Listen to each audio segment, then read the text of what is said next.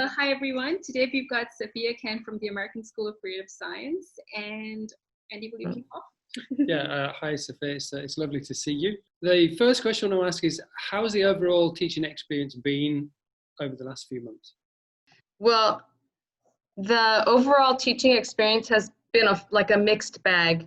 So on the one hand, we found that our students were excelling a lot, especially because we had more formative assessment.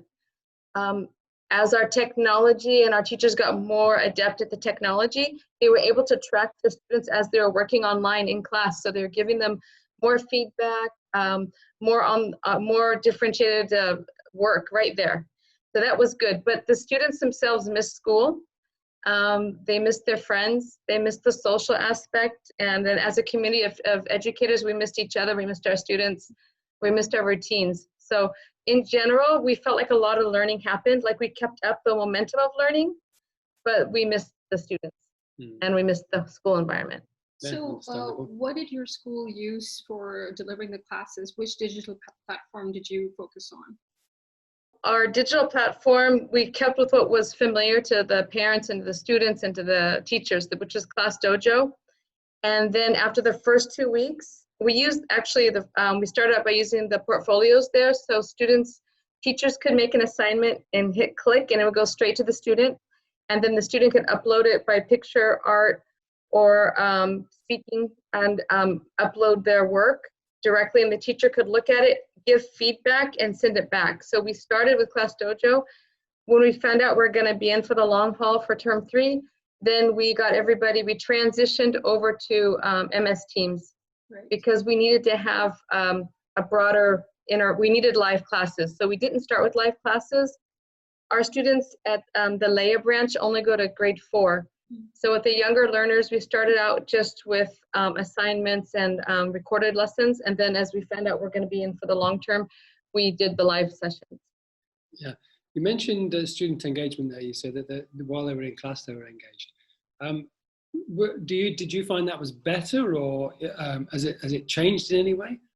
I would say that just from me observing and going into classes and observe when we were face-to-face learning and then online learning, from what I can see, the student engagement is excellent with the online learning, because after the first month, our teachers got really good at integrating the gamification. So there was Nearpod, there was Quiz-Is, there was Post-it sticky notes at the end. I don't know all the terms, I wasn't doing it, but the teachers were doing so many different things. Yeah. And students were involved all the time, and they couldn't wait for class. They would get there early to wait. And then they'd say, come on, when are we going to play the game? And even when the kids were doing their writing, like they were writing directly on the screen, the teacher could see them, like 25 students, and she could tell, Sultan, watch out, please make sure you remember this. And so she was giving instant feedback, and the students loved it. So the engagement was high, and I think the progress within each lesson was actually accelerated because of that. The contribution from the teachers has been massive, but what about the parents? How much have they put in for this effort, and what has it been like for them? What's their experience been like? We consider the parents were the heroes of this whole scenario, because they went from being like, some of our mothers had their morning routines and their kids went to school and they had their friends and their time. Yeah. Now all of a sudden there are 3, 4 kids were home. They're responsible for multiple levels of learning, different temperaments, still doing the housework. Now husband's home. So it was like a team effort. We had a lot of fathers involved with the learning too. So parents at first were overwhelmed, and they gave us feedback. They gave feedback both to SPIA, the Sergeant Private Education Authority, and they gave feedback directly to our school. We ran out some surveys, and right away within the first week, we realized, for example, parents couldn't handle a lot of homework. Like, just teach it, have them do the work right there on screen, and that's it. If you have class from 10 until 2, and you've got kids, and you've got maybe cooking and other things, like you don't have time for homework, like round 2 at night. So we also realized our parents couldn't do a lot of printing. We had to make sure everything was doable on screen. If we gave a PDF, they couldn't print, and then they couldn't go outside to go print it. And they were just saying, hey, we're doing our best, we can't keep up. So we made no homework, we simplified the delivery, we made it all interactive during class time. Simply because parents were putting out so much effort during class time with small children that we didn't want to ask more from them. You mentioned children and parents there. Now, I would assume that lots of your teachers are also parents. So Yes. how have they coped as sort of teacher parents, delivering the classes, having the kids around as well? Yes, that was a huge, I think children sometimes suffer because teachers were busy preparing lessons and delivering the lessons and checking the work and marking and giving grades and giving feedback. Parents would be texting at 9 and 10 at night, oh, we can't download this, we're having a glitch. So teachers were really busy, and their parents. Sometimes they would be teaching their own children at nighttime. So teaching during the day and taking care of their own kids at night. So that was a challenge for our teachers. Right. It really was.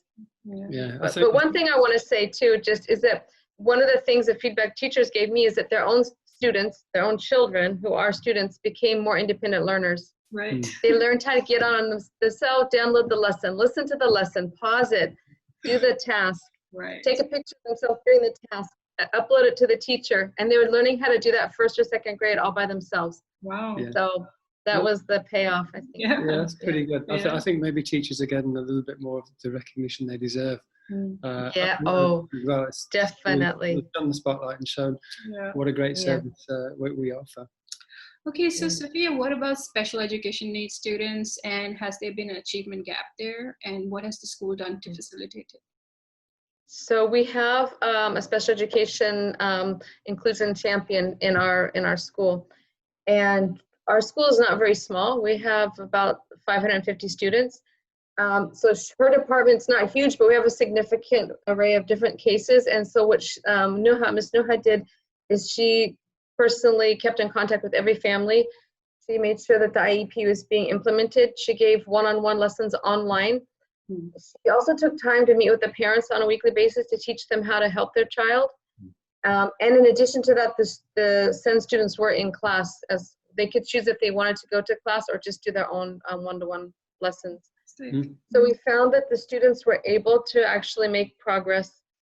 There's a couple students who struggled with keyboard, so we found we learned a lot through this, just how to do the voice recording and typing by voice, many different things that we learned, accommodations and modifications we learned. But we did find that each and every single one of them was able to access the learning. So we feel really good about that. Okay, what's been the biggest challenge for you, do you think? As an administrator. As an administrator, I think it was being a change manager. We had every day was a new scenario for us, and we kept changing things because we'd get feedback and we'd say, okay, let's not do this, and we get feedback from the teachers, and we'd change the timetable a bit to accommodate Ramadan, because people were sleeping in later, and before, for example, parents would take the kids to school at 8 in the morning in Ramadan. We usually start at 7. And then they would probably go back and I don't know what was going on. But now that they had to teach their kids, they were saying we can't do anything before, 11 o'clock or so. So we modified it to make it later because now the parents were the teachers as well. They were the partners in education. They weren't dropping in, going home and going back to sleep or whatever. I don't know what they're doing, but they were actually delivering the lessons with the teachers. So we made a lot of modifications. So the hardest thing was navigating new territory and keep getting people on board and explaining the why behind it, and working out little issues. So we never really were doing anything that we're familiar with. We weren't doing our normal things. That was the main thing. I think the whole world was in the same boat. Yeah, big learning curve for everybody. Yeah. What are the learnings for pedagogy do you see out of all of this? Well, one of our biggest goals was to integrate more student-led learning and integrate more technology in the classroom that's being used by students. So this was one of our priorities on our SIP, school-wide improvement plan. And we were working towards it, but it was slow. Then when COVID-19 came, all the different success criteria that we made for ourselves in terms of having more student-led technology in class it actually, we ticked every single one. So that was us. And now the teachers are so convinced with it that they're very set on the fact that when we get back to the classroom, we're going to make sure that we're using Nearpod, that we're using that kind of formative assessment, that we're giving instant feedback. So everyone's sold on it. So because of the difficulty, we actually made a huge progress. We met our goals in that area. Definitely. It was amazing. So you spoke about formative assessment. So has there been a massive change in assessment to the way your school assesses as well? Yes. When we were developing our grading scheme for term 3, we shifted around the formative and the summative. So we went with 70% formative, and that was class feedback, submitting work, doing work in class, doing quick quizzes. And we put more focus on the formative assessment, and we changed from paper and pencil tests because we have a lot of parents. Our parents are sitting with the students, and I think the paper and pencil test for students at that time, at their age, it wouldn't have been a very good representation of what they had learned. So we shifted over to doing some, skill mastery sorts of assignments where the kids took some learning and they applied it in an authentic way. They actually ran a survey and made a bar chart, for example, favorite kind of ice cream. So that was 2nd grade when they were learning about bar charts. So we used those to really assess that. Then they would actually videotape themselves and upload it for them talking about it, so we could see that they did the task, they're able to discuss it, they used the vocabulary, academic vocabulary. So that's how we did the summative assessment. And I like that better as an educator anyway. It's just more difficult to create those sometimes, but now that we had to, we actually really got practice at doing that. So our assessment did change quite a bit. What about the support for the teachers? Have you supported? Yeah, that was that's a great question, because that's the area that we feel. I feel if everyone had an amount of suffering that happened during COVID-19, whether it's emotional, psychological, physical. Our teachers were our teachers are humans. Our teachers are working as teachers. They may be a mother, a wife, a sister, a daughter. They also had other things they had to do. Many of our teachers were missing the camaraderie of being at school and just drinking coffee, planning together, going for lunch, doing different things. So we created a well-being program. That was something that I kind of spearheaded because I have a passion for that. And what we did was we started out first talking about just the social, emotional aspect of being in isolation. We had 2 or 3 different sessions on that. It was more of a discussion where we had we created some questions, some thought questions to think about ahead of time, and people came and shared, and we got to discuss. And in the last few weeks, we've been doing cooking. We've had a Quran session. We've had a PE session recently. It was really fun. We still have an art therapy. So we're actually having, and some guest speakers are coming for HR. We're having somebody come, like how to make an amazing resume, or how to how to work on personal speaking skills. What do you think the impacts on future education is going to be with the trends due to this? The future education is I believe, is going to have a more personalized touch. With the use of technology, what it can do is actually allow teachers to be more aware of the differentiated levels of their students and where they're at. There's the adapted learning models that are happening with more technology in the classroom. So with this episode of COVID-19, I believe teachers were able to actually start using technology, the benefit of technology, which is to actually be able to track each student and know what they need and what gaps they have and what strengths they have. And so I think it's going to be more personalized. And I think we're going to a more personalized model. And we always talk about personalized learning plans for students, and that's what we're always striving towards. But this technology and integration of technology is actually helping us with that. That's number one. And number two, I think there's been a great discussion about well-being and an emphasis on well-being and the social emotional needs of learners and of teachers.